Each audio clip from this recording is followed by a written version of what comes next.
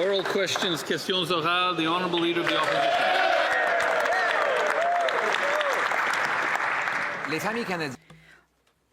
Canadians should be able to fill up their grocery carts without emptying their wallets. But yesterday we learned that March, for the fourth consecutive month, has had the worst food inflation. All other G7 countries have the same global issues such as wars and tariffs. But here in Canada, under this Liberal Prime Minister, Canadians are seeing the fastest price hikes. On March 25th, the PM said that affordability is at its best in a decade. Did he still believe that it's true? The Right Honourable Prime Minister. Mr. Speaker, on March 25th, I said that household affordability is at its highest in a decade. Second, in month of March again, Canadian salaries rose twice as high as the rate of inflation. And the economy is growing at the second fastest pace in the G7. That's not what he said, Mr. Speaker. He said that affordability was at its best in over a decade. And even if he did talk about rents, that wouldn't be true either. In 2015, rents cost roughly $970 for a one-bedroom. Now it's over $1,000 for the same. So the Prime Minister cannot solve a problem if he doesn't understand it. All Canadians who pay more for rent and food and other things know that he was wrong. Can he just admit that he made a mistake? The Right Honourable Prime Minister. Mr. Speaker, we measure affordability through prices and salaries. And salaries have continued to increase here in Canada at a pace that is double that of inflation. And rents are going down now here in Canada because of a greater supply of housing. The Honourable Leader of the Opposition. Mr. Speaker, Canadians should be able to fill their grocery carts without emptying their bank accounts. But yesterday, we learned that for the fourth month in a row, Canada had the highest food price inflation in the G7 under this Liberal Prime Minister. All the other G7 countries have the same tariffs and wars and other global factors as we do, but it is under this Prime Minister that Canadians are paying the most, the fastest. Yet he made a bizarre comment on March 25th where he said that affordability is the best it's been in over a decade. Families who are turning back items at the grocery checkout, young people who can't afford homes, know he's wrong. Will he admit that he was wrong? The Right Honourable Prime Minister. Mr. Speaker, the record is that every month that I've been Prime Minister, Canadian average wages have grown faster than the rate of inflation. Every month I've been Prime Minister, rents have fallen relative to wages.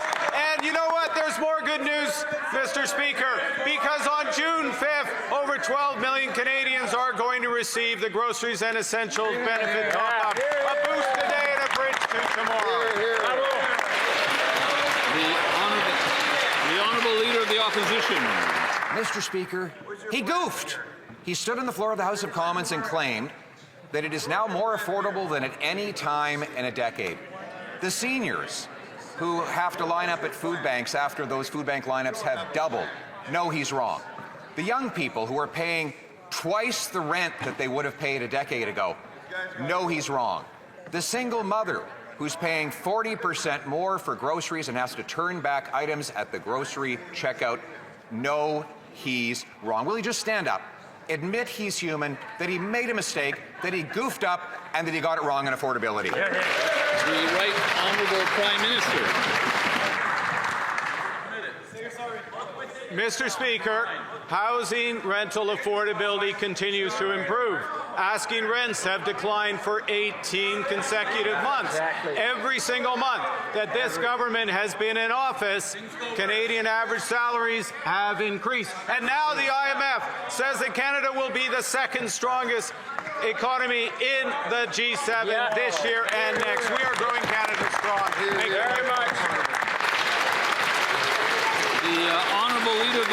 opposition. Mr. Speaker, he said that affordability is the best it's been in over a decade.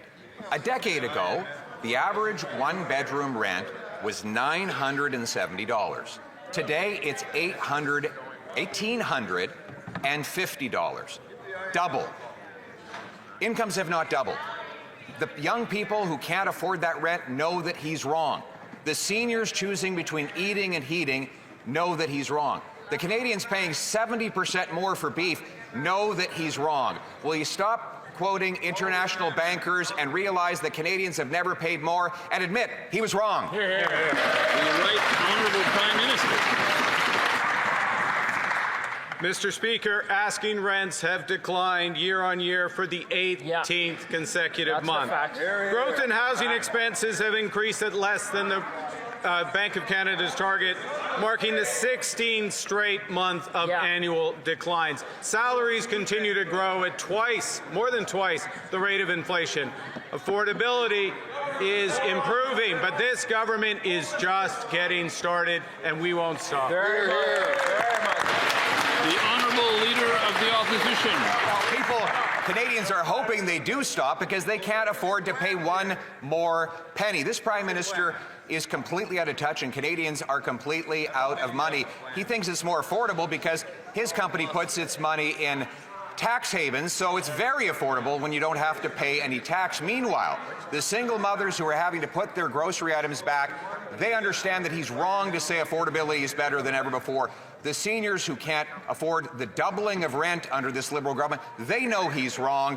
Canadians know he's wrong. Will he stand up, admit that he goofed up, and that he was wrong on affordability? The right honourable Prime Minister. Mr. Speaker, I want to read into the record for the benefit of the Leader of the Opposition, I work for Canadians and only Canadians. I work for Canadians and only Canadians to improve their affordability.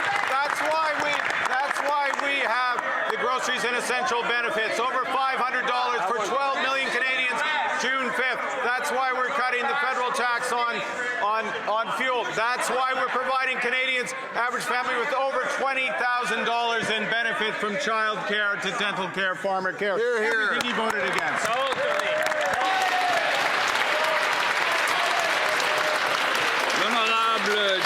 The honourable member for Belleuil-Chambly. Mr. Speaker, for the past year, the Bloc has been insisting for trade talks with the U.S. to be our priority, but this does not seem to be the case given the government. Now, today, they have established an advisory committee for trade relations with the U.S., which may be in the interest of Quebec, but this committee under Trudeau did not have a great impact to date, and it sends a message once again that the government's priority is negotiation.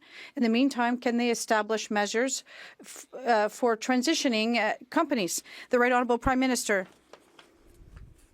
Mr. Speaker, it's a great honour to have the Advisory Committee for Canada-U.S. Trade, which includes the President of FTQ, the major Quebec union, and the head of the Aluminum Association, Mr. Seymour, including CEOs of major companies from Quebec and Canada. We already have the BEC trade deal with the U.S., but we're just getting started. The honourable member for Belleuil-Chambly. You'd also be happy to have Ms. Picard on this committee, but I'd like to remind you that 3 weeks ago, the U.S. president said that tariffs would be higher for processing companies that use steel and aluminum, touching true companies and jobs. Will this be on the government's agenda? Will they have temporary measures for companies that are affected in the meantime before these negotiations are over? The Right Honourable Prime Minister. Mr. Speaker, I would like to thank the member opposite for his question. It's an important one. The new U.S. tariffs, the 232 tariffs, are global ones, and our government is considering temporary measures for the companies and individuals, including workers, who are affected.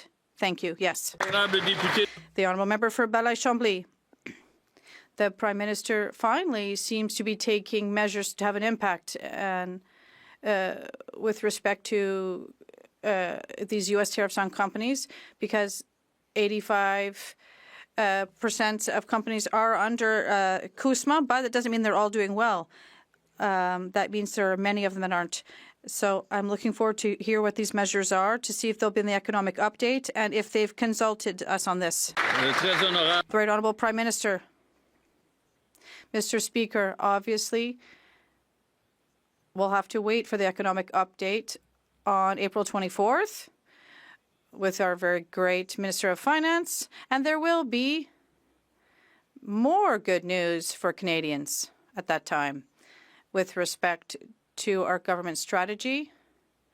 We're building a strong, affordable, resilient, and more independent Canada from the U.S. The Honourable Leader of the Opposition.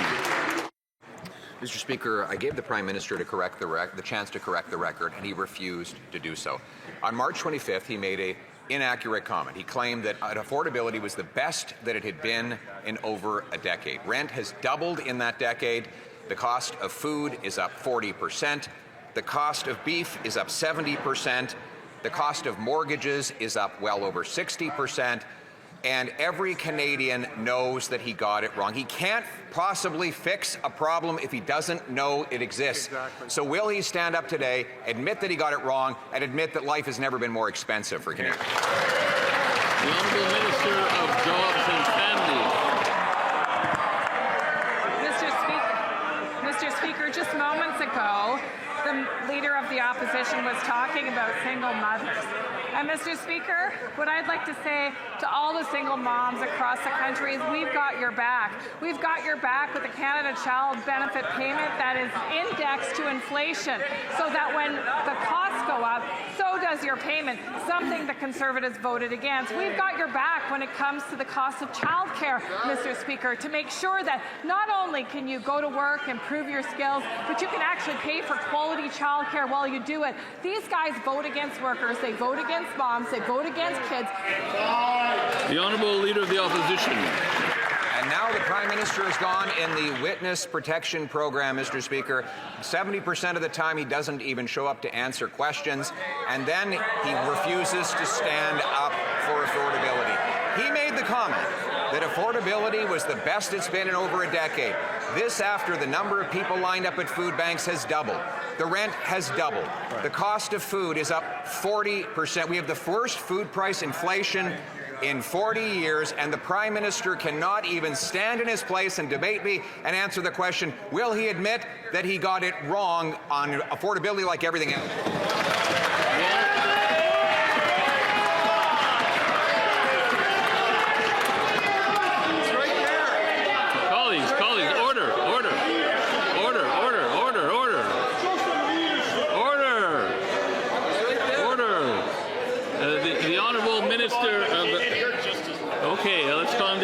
The Honourable Minister of Jobs and Families.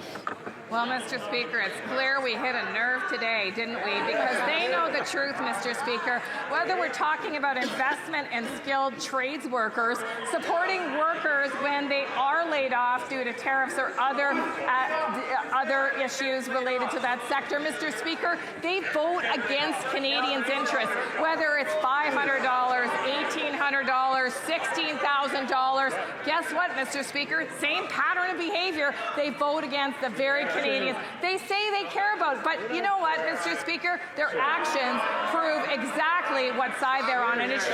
The Honourable Leader of the Opposition. Mr. Speaker, he goofed up. He goofed up. He stood up and claimed that Canadians have never had it so good, claiming that affordability is the best that it's been in over a decade, during which time housing costs have doubled, food bank lineups have doubled. Canadians cannot afford to eat. So why won't he have the courage to stand up, admit that he goofed up, and apologize to Canadians for the price he's making them pay? The Honourable Secretary.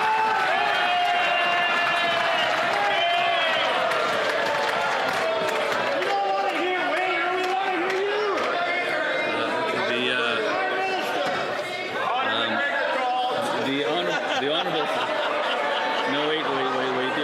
Secretary of State for Financial Institutions. Good answer, Wade. Mr. Speaker, that past Conservative leader, that current Conservative leader have 45 years experience between the two of them, have produced nothing. On this side of the House, our Prime Minister has been elected 1 year. Strongest projected economy in the G7. Second fastest growing economy in the G7. Best net to GDP in the G7. Wages are outpacing inflation. On this side of the House, we're serious about the economy. On that side, it's bluster and rhetoric. Thank you, Mr. Speaker. The Honourable Leader of the Opposition. Mr. Speaker, what a sad sight it is when the Prime Minister cannot even stand to defend his own comments, and he claimed that life is more affordable than it's been in over a decade.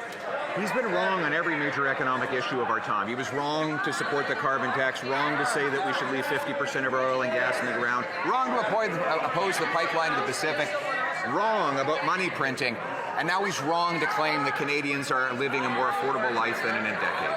Will he have the courage and stand up, admit he goofed up, and apologize to Canadians for telling them they never had it so good?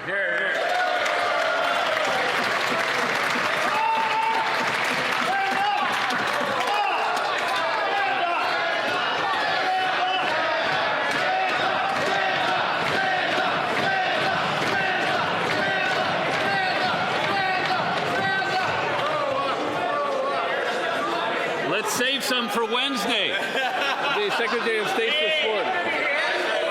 Speaker, you know, the Leader Opposition wants Canadians to judge people by what they say in the House of Commons. You know, I kind of agree. He thought Brexit was a good idea. He said that marriage should be exclusively a bond between a man and a woman at the exclusion of all others. He also said that Canadians should opt out of inflation by buying crypto, Mr. Speaker. We have real solutions for Canadians, Mr. Speaker. We have a tax cut for 22 million Canadians. We have the groceries and essentials benefit that'll help 12 million vulnerable Canadians with their grocery bills. How about a real solution for a change rather than this rhetoric? You better stay here. The Honourable Leader of the Opposition. Mr. Speaker, just last week he was telling us that he wanted to lecture us all like students. Now he won't even get out of his chair and answer for his own words. He was the one who said that affordability is better than it's been in a decade, during which time the number of people lined up at food banks, working people, hard-working people, has doubled. The rent has doubled. Beef prices up 70%. And this Prime Minister has the audacity to look mothers who have to turn back items at the checkout of the grocery aisle and say they've never had it so good. Will the Prime Minister have a courage to look that woman in the eye?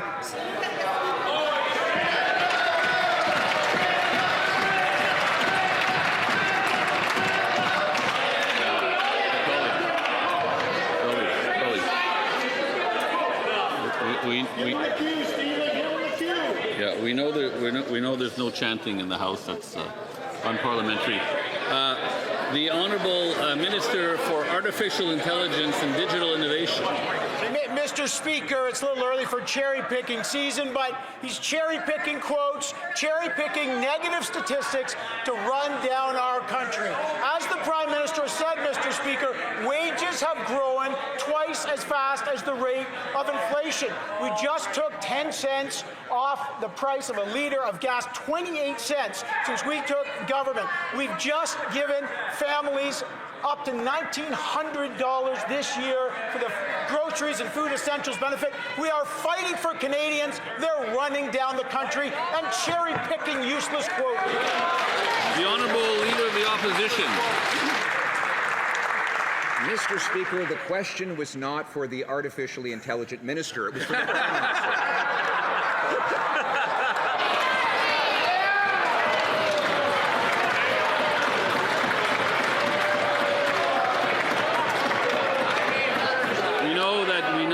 Epithets are not permitted, and we have to treat all honourable members with respect. That doesn't mean we can't have hard-hitting questions, but no nicknames, please.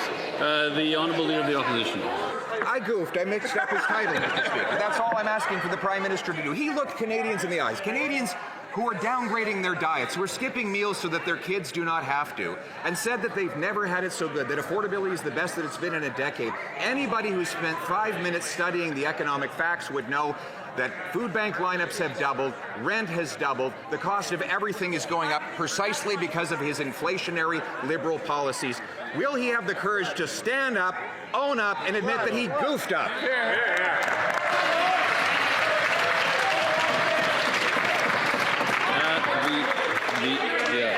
The Honourable Parliamentary Secretary. He is often mining for clips, as we know. Today, more often than usual. I wonder why. He might be nervous about something, Mr. Speaker. The champion of Brexit, the guy that wanted to cut the pensions of seniors, he talked about being out of touch. He stood in front of the home of a waitress and called it a shack. On this side of the House of Commons, we'll be sincere, we'll be hardworking, we'll stand by our communities and our constituents, we'll put in place the foundations for the Canadian economy in the present and the future. That's exactly what we'll do.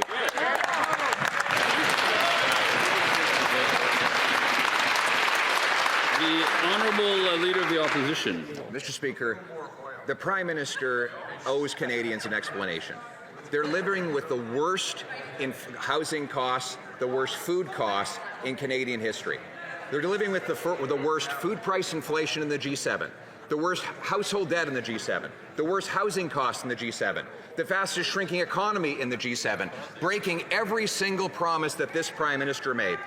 Why won't he have the courage to stand up and answer the question, admit that he was wrong about affordability, and admit he'll reverse course so Canadians can afford to eat? The Honourable Minister for Women and Gender Equality.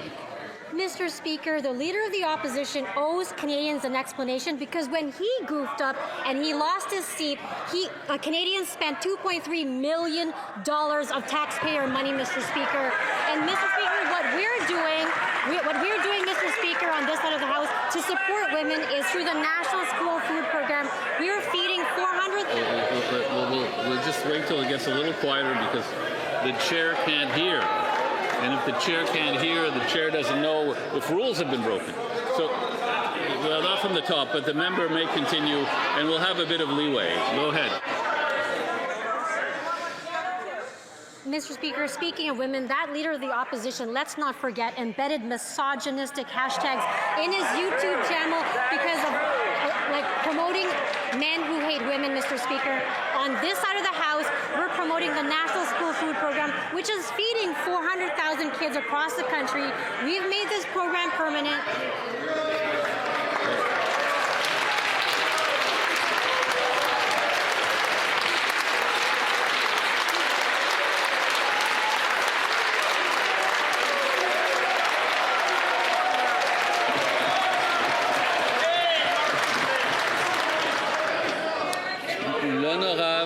The Honourable Member for Laurentides-Labelle.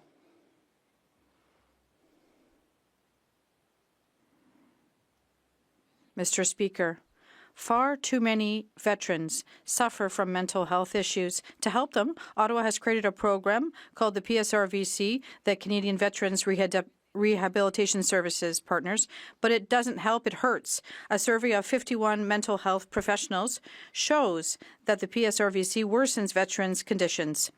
They are subject to misdiagnoses by unqualified staff. Worse still, if they boycott the program, Ottawa threatens to cut their benefits. Do veterans deserve to be treated this way? Minister of Veterans Affairs. Mr. Speaker, supporting veterans in their rehabilitation journey is a top priority. While many veterans are seeing positive results in their overall well-being, we know that there are still many that we can continue to help. That's why I've directed my department to launch an independent review of the rehabilitation program. The goal is to identify where the program is working well and where it can be strengthened, so that we can continue to support the outcomes and better support veterans through this transition. The Honourable Member for Laurentides-Labelle. Mr. Speaker, veterans who are suffering are forced to participate in the program under threat from Ottawa, even when it worsens their symptoms. They are mired and... I'm sorry? I'm not sure. You can hear in your earpieces. I don't hear anything. Can you start again, please, from the top? Mr. Speaker, veterans who are suffering are forced to participate in the PSRVC, even when it worsens their symptoms. They are mired in a bureaucracy that is harmful to them, and they are repeatedly confronted with their traumas by poorly trained therapists who contradict the advice of health professionals. And yet, Ottawa is considering extending the program for another 6 years without an effective evaluation. Before proceeding, Mr. Speaker, will the minister launch an independent investigation into the human consequences of this program? The Honourable Minister of Veterans Affairs. Mr. Speaker, our top priority will always be ensuring that veterans receive improved support, service, and rehabilitation outcomes through the rehabilitation program. Since its launch in 2021, the program has expanded to over 15,000 service providers and has supported more than 23,000 veterans. We recognize that there are always opportunities to improve. I've just said that we are going to be undertaking an independent review, and we will continue to put the care of veterans at the forefront of the work that we're doing. The Honourable Member for Beauce. Mr. Speaker, this weekend the Prime Minister described our trade relations with the U.S. as a weakness. Same thing as the Liberal policy that makes Canadians' lives much more expensive. And Liberals might have taken 10 cents off the price of gas, but it's still 30 cents more for citizens. When will this Liberal government suspend all taxes on gas? The Honourable Minister. Thank you very much, Mr. Speaker. I'm very proud that since Monday, Quebecers pay 10 cents less a litre in Quebec, and across Canada, this is immediate support, but we're not stopping here. We also have the CCB. I'll just give you an idea. They're voting against many thousands of children that will be helped, including many in his riding, and also the dental care program that will help many people in the Beauce. Over 28,000 of them have access to a dentist now, and they can't stand up and say that they want to defend everyone when they vote against this. The member for Beauce. Inflation costs a lot, and so does the gas, and Liberal math costs so much. The Liberals announced a 4-cent per litre discount on diesel, but this affects thousands of products, and it's 11/100ths of a cent per product. So this doesn't make sense. Will the Liberals adopt our plan and suspend all taxes on gas? The Honourable Minister. Thank you, Mr. Speaker. The fundamental difference between what they're doing on that side of the House and what we are is that they have no vision for the Canadian economy. We have immediate support, yes, with this with the freezing of the excise tax. We have grocery benefits, dental care, the CCB, and this is immediate support. And what we have is a bridge to the future. It's uniting the Canadian economy, and we're having with big projects such as the graphite project. We're talking about trade corridors, trade deals that we're signing. That's what our economic vision is on this side of the House. The Honourable Member for Lévis-Lotbinière. Mr. Speaker, a few weeks ago, the Prime Minister kept saying that affordability has never been so good in over a decade. And it seems that the Brookfield elite don't go grocery shopping very often. And over the past decade, the food prices have gone up 42%, and potatoes up 60%, and beef has risen by 69%. These are facts, and the list is long. Can the Prime Minister take responsibility for the Liberals' poor track record and stop lecturing Canadians? The Honourable Parliamentary Secretary. Mr. Speaker, it's important to walk and chew gum at the same time and to do other things. We have to be able to work on all different fronts. We are working on the gas tax. We are working on essential needs. And we're also working a lot, because that's what's important in the long term. It's giving long-term purchasing power to Canadians. We are working on our economy. We're creating jobs. We are bringing trade back. We're becoming independent. That's what we have to do. Walk and chew gum at the same time and work for Canadians. And that's what we're doing. The Honourable Member for Lévis-Lotbinière. Mr. Speaker, we know that the Liberals love chewing gum without doing much else. Yesterday, data confirmed that Canada is the worst performer when it comes to food inflation, with the highest rate in the G7. And Canadians are miserable under Liberal rule. We've fallen from 5th to 25th in the global happiness rankings.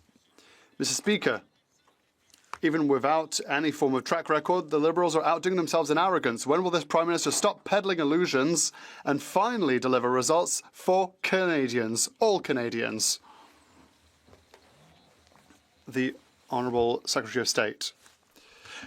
Well, the member knows I don't chew gum myself, but in any case, thank you. But I don't doubt that the Conservatives understand that we are working for everyone when we work for children, when we work for seniors, when we work on groceries and essential goods. We, through this, work for all Canadians. And that's what's important. We work for all Canadians. And that's what we're doing on this side of the House every single day. But unfortunately, strategics that will help our economy, that will help us on our independence and that are sustainable are blocked by the opposition. The Honourable Member for Côte du Sud, Rivière-du-Loup, Catascomique, Témiscouata. Cutting 10 cents off the price of gas right now is like trying to put out a forest fire with a glass of water. Canadians need much more relief than 10 cents a litre. And the Liberals asked us for good ideas. Well, removing all taxes on fuel by the end of the year would have been a relief measure for families, businesses and farmers. This not only in my riding, Côte du Sud, Rivière-du-Loup, Catascomique, Témiscouata, but for all Quebecers and Canadians. When will the Liberals finally listen to us and remove the 25 cents on a litre of gas? The Honourable Parliamentary Secretary. Mr. Speaker, let's just look at the facts for once. Let's just look at the facts, if they're aware of what a fact is. I'll explain to them what facts are. There is a war happening. There's a war. The price of crude has gone from $60 a barrel to close to $100.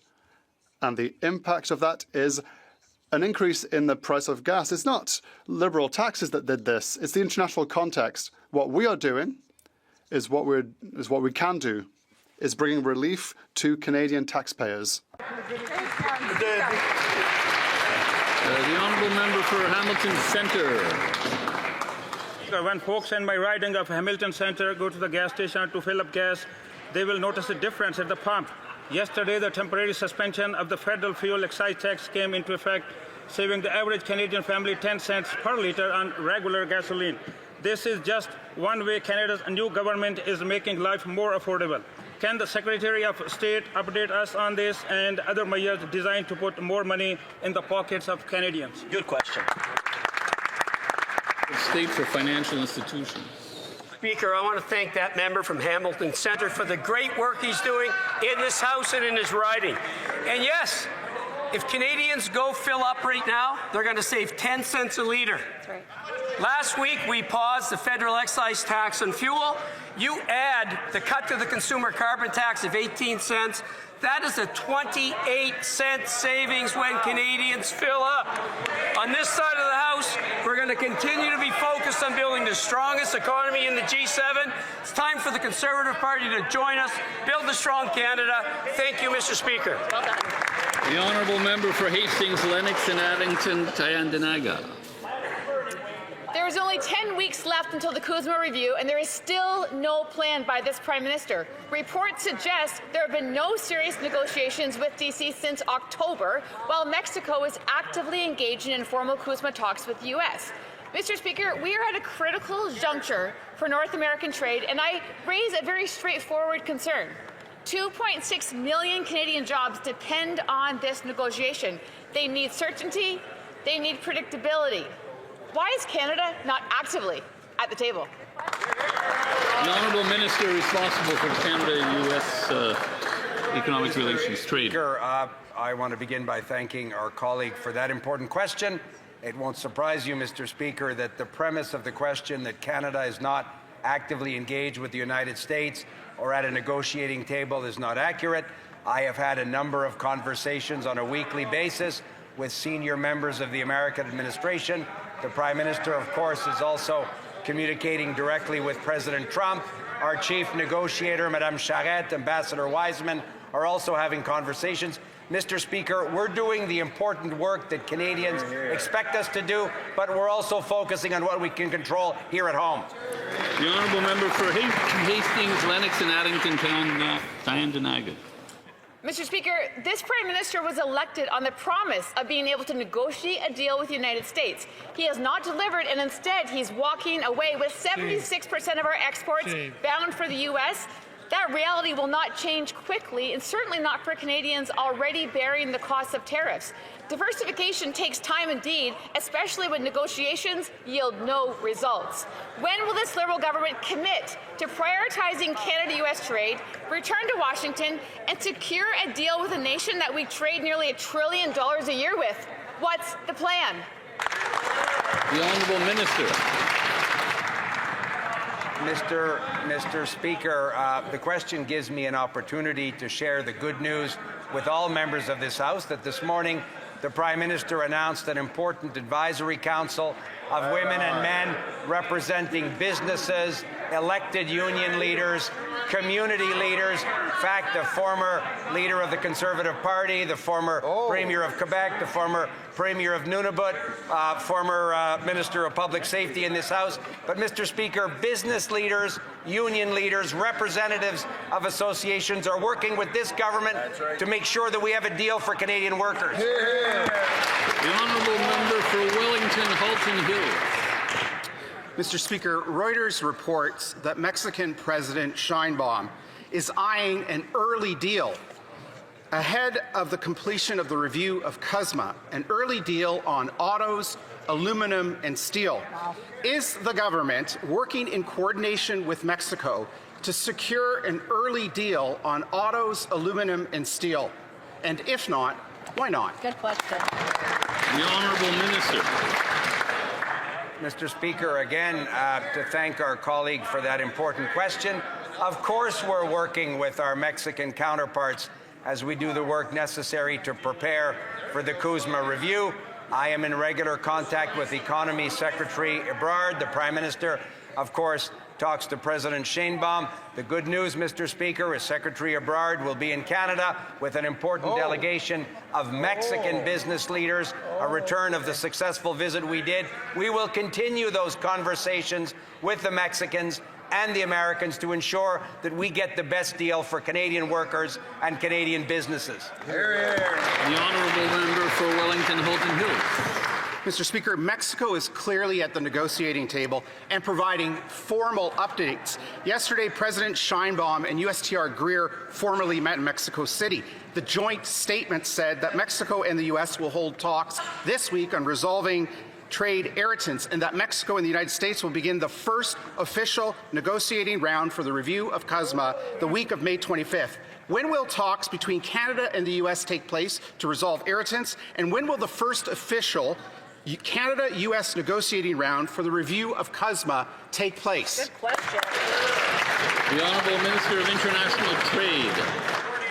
Mr. Speaker, yes, of course, the U.S. is an important trading partner, but also there are many trading partners around the world that we're engaging with. We signed a trade agreement with Indonesia, destined to be the 5th largest economy in the world, overtaking Germany. The UAE investment agreement, which brought back $70 billion of investments to this country. Of course, we have Ecuador, but also what we're doing with the European Union, Mr. Speaker. Our defense exporters have asked us to unlock opportunities, and that agreement alone has unlocked hundreds of millions of dollars of opportunities for our defense export community. This is what it takes to unlock jobs in Canada. Thank you, Mr. Speaker. The honourable member for Prince Albert. Mr. Speaker, on April 2nd, the United States announced substantial changes to how they collect steel and aluminum tariffs. Now applied to full value products, this change will result in higher costs for Canadian manufacturers and reduce business activity across this country. Workers and businesses are looking for leadership, but instead they're getting silence. Was the Prime Minister aware of these changes, and what is he doing to have these tariffs removed? The Honourable Parliamentary Secretary to the Minister of Industry. Mr. Speaker, the U.S. trade relationship remains key, and that's why this government is working hard every day to make sure we get the best possible deal, and not just any deal. At the same time, we're supporting trade diversification. In the last year, our exports to Europe are up 31%. Our FDI is at an 18-year high, foreign direct investment. And we're working very attentively at the industry committee. We're working very attentively to listen to what the steel and the mold makers are telling us, and we'll be there with the supports that are needed. Honourable member for Prince Albert. Well, Mr. Speaker, Canadians are being left in the dark on CUSMA review.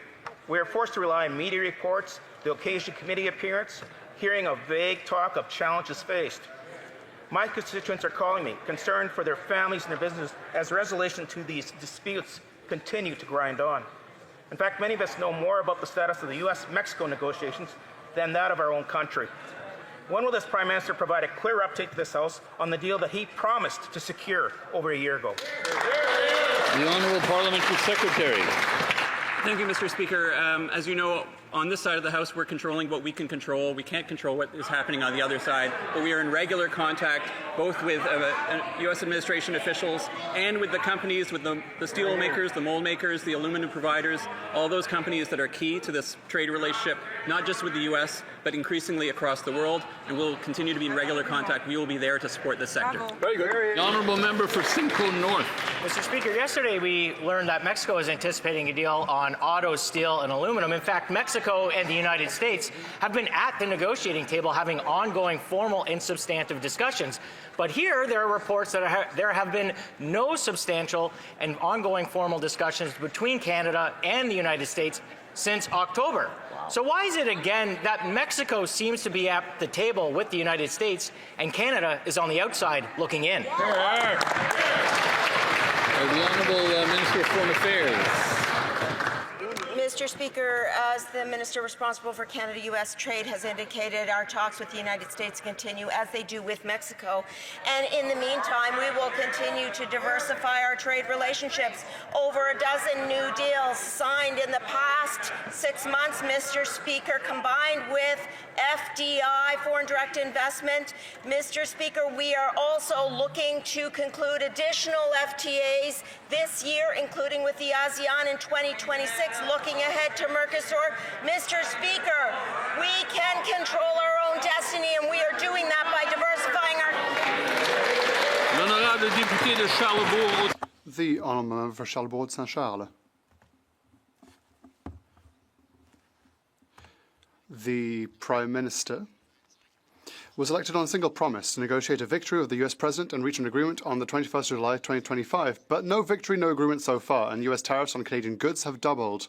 The results of this incompetence? Hundreds of Quebec businesses are losing millions of dollars due to US tariffs. Meanwhile, the Liberal government is spending billions of dollars of taxpayers' money to prop up an economy it cannot protect. Why should Canadian families have to foot the bill for Liberal incompetence? The Honourable Minister. Mr. Speaker, our colleague knows full well we have the best agreement with the States than any other trade partner. However, we do recognise that unjustified tariffs applied throughout the world, like the Prime Minister mentioned in his answers, deserve a response from Canada and the provinces in order to support workers and the industry. I'm surprised that my Conservative colleague doesn't believe that we should be here for Canadian workers. The Honourable Member for Charlesbourg-Saint-Charles. I'm not the one who said it. Last year was the Prime Minister himself who said that he could negotiate an agreement and rectify all issues with Donald Trump. But there are no solutions, even worse. For the last 5 months, there have been no negotiations with Americans. Nothing is moving forward. Mexico is moving forward. Other countries have agreements. Canada has nothing. But taxpayer money is being used to compensate. Companies are suffering. They don't want checks here and there. They want to actually survive. The Honourable Minister. Mr. Speaker, I don't think there was a question in what my colleague said, so it gives me the opportunity to remind the House the great news that the Prime Minister announced this morning. We have implemented a new advisory committee with representatives from Labour, like Ms. Picard, from the Federation of Quebec Workers, the CEO of AgroPure, of Domtar, which is a big forestry company. These are Quebec business people. And we have business people from coast to coast to coast, those who want to work with our government because we're here for industry. The Honourable Member for Orléans. Mr. Speaker, as Chair of the Veteran Affairs Committee and proud member for Orléans, I often hear about the need to strengthen the Canadian Armed Forces to meet the challenges ahead. Our new government has embarked on an ambitious plan to rebuild, reinvest in and re-equip our armed forces. Can a Minister for National Defence provide an update on this important plan? The Honourable Minister for National Defence. Mr. Speaker, I'd like to thank the Honourable Member for Orleans for her question. Indeed, we have some important news for Canada and the Canadian Armed Forces. Recruitment has reached its highest level in 30 years. Here are the facts. Over the past year, the number of applications has more than doubled to over 45,000. We have recruited 7,310 regular force members, thereby exceeding our targets. And 70 of the 97 critical positions have been filled. Mr. Speaker, we are working hard, but we've only just begun. The Honourable Member for Saskatoon West. Mr. Speaker, yesterday at committee, the Auditor General revealed multiple situations where the Immigration Department failed to investigate or even detect significant cases of fraud. At the same meeting, the Deputy Minister of Immigration pled ignorance on the topic, saying, "Fourth week on the job, so I can't answer that question." In fact, for 2 straight hours, he had 0 answers as to why the Auditor General found over 153,000 cases of immigration fraud, yet his department only investigated 2%. The Prime Minister said the system was under control, but like everything else, that was an illusion. Simple question, why has this immigration minister lost control? The Honourable Parliamentary Secretary to the Minister of Immigration, Citizenship and Refugees. A 60% decline in the number of international students coming to Canada. A 1/3 decline in those claiming asylum. We are restoring control and integrity in the immigration system. There's a number of other examples I could provide, but for the benefit of the member, who's an honourable member and a good colleague on the Immigration Committee, he knows very well that's not what the deputy said. He's cutting off his comments, in fact. He said very clearly that the recommendations of the Auditor General are taken into account. Data systems are being put in place to ensure greater integrity. We'll continue that work. Member for Calgary Nose Hill. Last week, a Quebec judge called out the rampant practice of prosecutors and judges arranging lenient sentences for non-citizens convicted of serious crimes in Canada in order to shield them from deportation. The reality is that many victims are suffering after non-citizens convicted of serious crimes in Canada are getting sweetheart deals so that they don't have to face the consequences already set out in Canadian immigration law. Yet the Liberals voted against my bill that would have ended this practice. Why? The Honourable Minister of Justice. Mr. Speaker, it's important that when people commit serious crimes, they face serious penalties. That's why we are moving forward with some of the most serious reforms when it comes to Canada's criminal laws in generations. As the member knows, Mr. Speaker, there is no rule that requires judges to reduce penalties for people based on their immigration status. We want to ensure courts have the ability to make judgments that consider all of the facts of a given case, and when serious crimes are committed, serious penalties will result. Thank you very much. The Honourable Member for Calgary Nose Hill. I would love for the minister to say that to a woman whose non-citizen's ex-boyfriend choked her and assaulted her so badly that she's terrified to leave her house even for grocery shopping. Yet her attacker argued that he should get a light sentence so that he wouldn't be deported. And last week, Mr. Speaker, we found out that the judge agreed with the criminal. It's disgusting. Wow. This isn't a system that's under control, and it's not a system that provides justice for victims. The Liberals, in fact, are supporting a 2-tier justice system that undermines the safety of everybody and the credibility of our immigration. The Honourable Minister of Justice.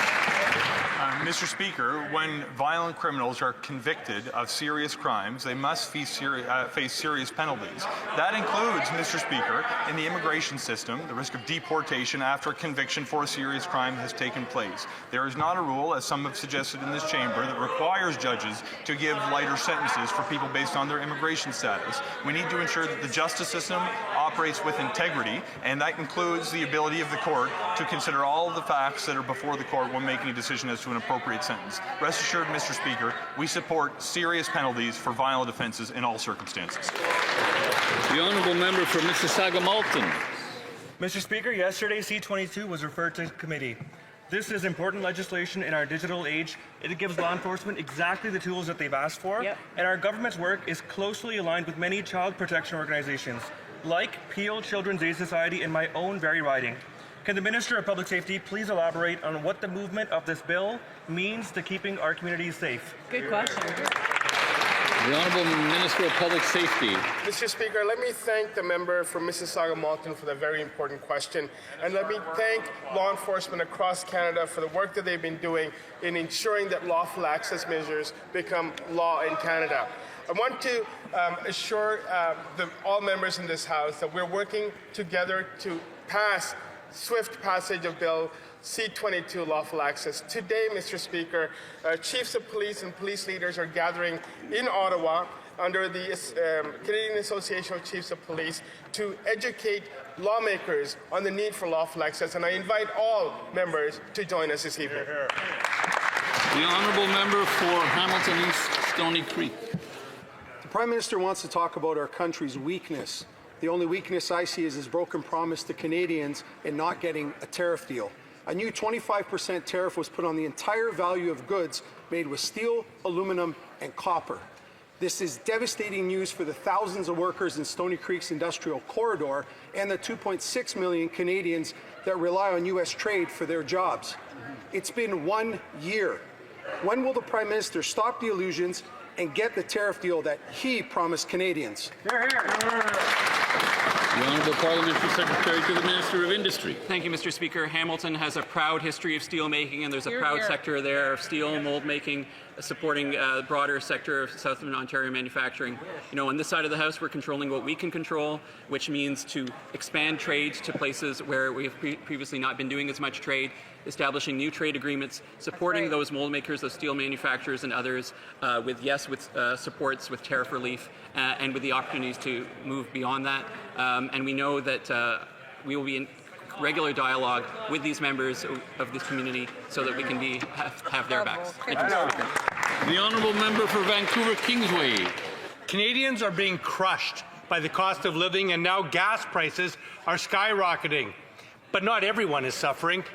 Oil companies will rake in an extra $90 billion this year from Donald Trump's illegal war on Iran. And what's the Liberal response? A tax cut that oil companies will simply pocket by raising prices.